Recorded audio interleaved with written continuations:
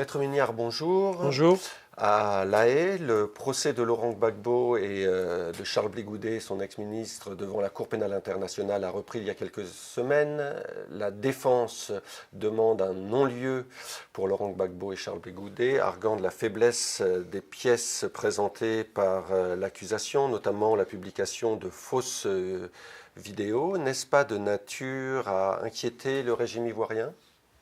Non, ça n'inquiète pas le régime ivoirien. L'attitude de la défense, on l'a déjà dit et écrit avec Jean-Paul Benoît, c'est une opération de communication, c'est une opération qui vise à influencer la Cour, qui d'ailleurs, à mon avis, ne le sera pas, mais c'est une manière aussi un peu de mobiliser les partisans, de dire, voyez, il n'y a rien dans le dossier, et nous n'avons même pas à attendre de faire paraître nos témoins pour les interroger.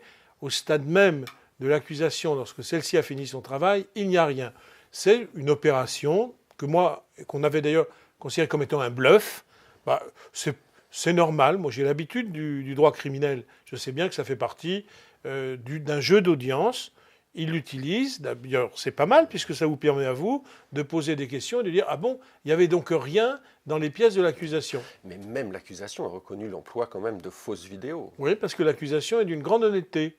C'est-à-dire que l'accusation a reconnu que sur certains points, en effet, les pièces qu'elle démontrait n'avaient pas été forcément validées. C'était d'ailleurs sur des questions qui étaient mineures et qui n'entravaient pas la décision ou la marche de la justice. Vous savez, moi je vais vous dire, c'est pas toujours si fréquent qu'une accusation dise oui, sur tel ou tel point, en effet, nous pouvions être faibles, nous pouvions apporter d'autres éléments. Donc cette accusation, elle reconnaît effectivement être faible. Moi, j'attends de voir maintenant les témoins que M. Gbagbo et M. Blé Goudet vont être en mesure de paraître. Bizarrement, ils n'ont pas l'air de le vouloir que ces témoins viennent. C'est pour ça qu'aujourd'hui, ils disent on peut arrêter le procès, c'est fini. Je doute que ce soit le cas, parce que je signale que ça fait quand même plusieurs années que ce procès dure, des investigations multiples qui ont été faites en Côte d'Ivoire, plusieurs demandes de mise en liberté qui ont été refusées par la Cour, quand même. Beaucoup d'Ivoiriens ont toutefois l'impression que c'est une justice des vainqueurs qui se met en place. Et ils voient aussi la main de la France derrière, notamment à travers la divulgation des emails de l'ancien procureur Luis Moreno Ocampo. Oui, laissons M. Luis Moreno Ocampo avec son histoire et considérons que, premièrement, c'est la haute commissaire aux droits de l'homme que d'ailleurs nous avions rencontré d'ailleurs avec Jean-Paul Benoît. C'est elle qui, la première, et c'était quand même une personnalité sud-africaine de haut niveau, légitime et reconnue par tous, qui avait dit « les faits que je connais et dont je suis saisi justifient la saisine de la Cour pénale internationale ». C'est une sud-africaine. Deuxièmement, l'actuel procureur général est gambienne. Le procureur l'accusation est dirigée par un procureur canadien, d'ailleurs anglophone. Quant aux juges qui composent la Cour pénale internationale, il n'y a pas un seul Français. Alors je voudrais qu'on m'explique où est la main de la France quand je vous prends pratiquement et concrètement les principaux acteurs de ce procès. Où et comment ? Il y a quand même quelques conseillers français au bureau du procureur. Oui, il y a quelques conseillers français, mais il y a je ne sais combien de nationalités. Jean-Paul Benoît disait tout à l'heure peut-être plusieurs dizaines de nationalités à la Cour pénale internationale. Quant au Conseil de sécurité, il n'y a que la France. Et il y a bien d'autres pays. Donc je pense que c'est un faux procès qui est mené contre la Cour pénale internationale, qui d'ailleurs va peut-être changer maintenant. Parce que maintenant que la Cour pénale internationale est stricte, est très rigoureuse, et dit, puisque vous voulez demander aujourd'hui un non-lieu, on va quand même l'examiner. Je constate que d'ailleurs, ceux qui étaient très hostiles hier commencent un peu à changer et disent, ah, mais peut-être que la Cour pénale internationale va infliger un désaveu à M. Ouattara. Ce que je constate, c'est que cette Cour internationale est indépendante, elle est impartiale, que le président Ouattara avait décidé qu'elle soit saisie. Elle a été saisie ici par décision de la haute commissaire aux droits de l'homme, et que du jour où elle a été saisie, deux jours où M. Gbagbo a été arrêté, eh bien ce jour-là, les violences ont cessé.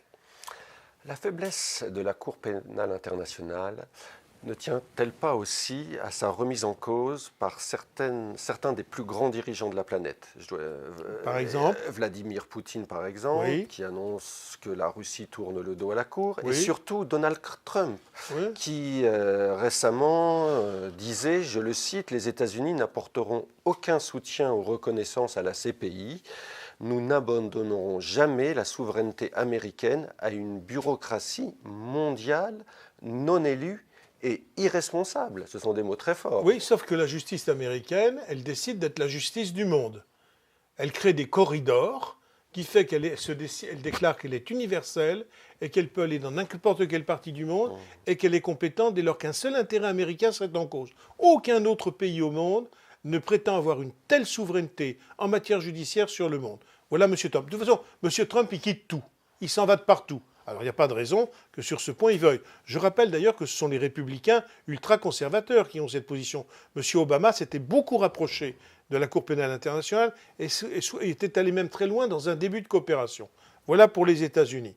Et puis, deuxièmement, ce qui concerne M. Poutine, pardonnez-moi, mais ce n'est pas un modèle démocratique, M. Poutine. Je vous signale que d'ailleurs, ce n'est pas seulement la Cour pénale internationale de quelle il se détourne. C'est aussi la Cour européenne des droits de l'homme. C'est aussi la Convention européenne des droits de l'homme. Il y a une loi de la Douma qui est passée qui dit que dorénavant, toutes les décisions de la Cour européenne des droits de l'homme qui seraient contraires à la loi russe ne sont pas exécutées. Alors si c'est ça les deux modèles, M. Trump et M. Poutine, hosanna pour la Cour pénale internationale. Sauf que ça a de l'influence sur un certain nombre de dirigeants africains aussi, qui remettent en cause également le fonctionnement de la CPI. Est-ce que l'avenir n'est pas plus dans la constitution de juridiction ad hoc, comme celle qui a été mise en place pour juger l'ex-président Habré? Ah, mais j'en suis convaincu. Je suis convaincu qu'il faut que les juridictions régionales africaines fonctionnent et soient les plus fortes possibles. Mais attention, il faut pour ça que les États jouent le jeu. Parce que pour qu'une décision soit effective, il faut que les sentences soient exécutées. Il faut prêter la force publique aux sentences. Sinon, ça ne reste que des bouts de papier. C'est pour ça qu'il est très important qu'il y ait la Cour pénale internationale et des juridictions régionales qui s'épaulent, qui coopèrent entre elles. Parce que sinon, je n'ai pas confiance. Et puis je vais vous dire, les chefs d'État qui trouvent que M. Trump et M. Poutine, c'est très intéressant ce qu'ils disent, je suis inquiet. Je connais beaucoup de démocrates africains, énormément, qui souhaitent des juridictions régionales. Ceux-là, je les soutiens. Nous les soutenons. Mais enfin, les amitiés de M. Trump et de M. Poutine, excusez-moi, ça n'emmènera pas très loin le continent africain. À qui pensez-vous chez les démocrates? Parce qu'on ne les entend pas beaucoup soutenir la cause des juridictions africaines ou internationales. Si, sur les juridictions régionales, oui, ça je connais. Je connais beaucoup de professeurs de droit qui, effectivement, défendent des positions pareilles, bien sûr. Par exemple, Maurice Kamto le défend, mais d'autres grands juristes défendent, disent on pourrait faire des... Et la société civile africaine est favorable, mais cela ne demande pas la disparition de la Cour pénale internationale, il demande un partage des tâches et une coopération, ce qui est différent. Parce que ceux qui ne veulent plus de Cour pénale internationale, vous verrez, il n'y aura pas plus de juridiction régionale à la fin. Merci beaucoup, Maître Milliard. Je vous en prie.